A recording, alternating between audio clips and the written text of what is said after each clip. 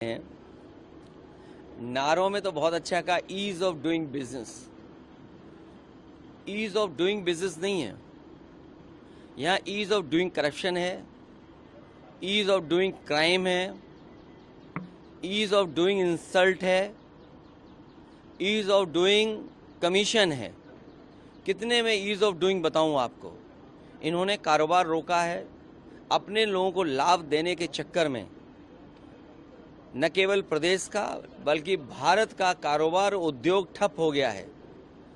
नोटबंदी के बाद न केवल बैंकें डूबी हैं, उसके बाद जीएसटी जिस तरह लागू की है और जिस तरीके से ई कॉमर्स चल रहा है, हमारे छोटे व्यापारी, छोटे दुकानदार बर्बाद हो रहे हैं।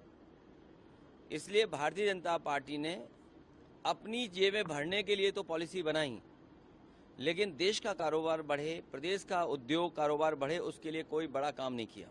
रामनवमी से पहले सीएम योगी का निर्देश आया है कि 500 मीटर के रेडियस में धार्मिक स्थलों की कोई भी मीट मटन की दुकान नहीं खोलेगी। साथ में रामनवमी का रामचरितमानस का पाठ होगा 6 और 5 को। देखिए, मैं अपने पत्रकार साथियों से कहना चाहता हूँ, हालांकि इन्वेस्टमेंट जमीन पर नहीं आया है, किसी न किसी माध्यम से भारतीय जनता पार्टी ने आपके चैनलों पे इन्वेस्टमेंट ला दिया है, आपके चैनलों पे इन्वेस्टमेंट आ गया है।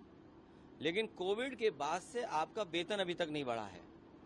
अगर आप में से किसी का भी वेतन बढ़ा हो तो बता दो आप, लेकिन आपके चैनलों पे इन्वेस्टमेंट आ गया है। इस प्रदेश की बुनियादी जो समस्या है कि बिजली की है, महंगी बिजली है, यहाँ कारोबार नहीं हो रहा, नौकरी नहीं मिल रही, रोजगार नहीं है।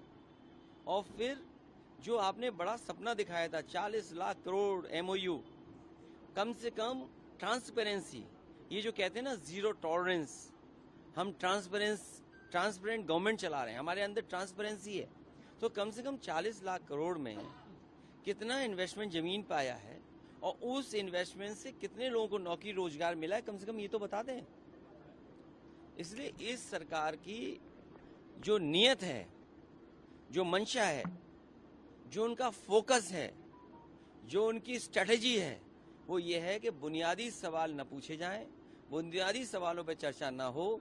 इसीलिए धार्मिक ये सवाल उठाए जाते हैं। और सच्चाई ये है, कोई भी कपड़े पहनने से योगी नहीं बन जाता है, कोई भी वस्त्र पहनने से योगी नहीं बन जाता है। विचार से योगी होता है, अपने काम से योगी होता है। बिहार में आज अमित शाह ने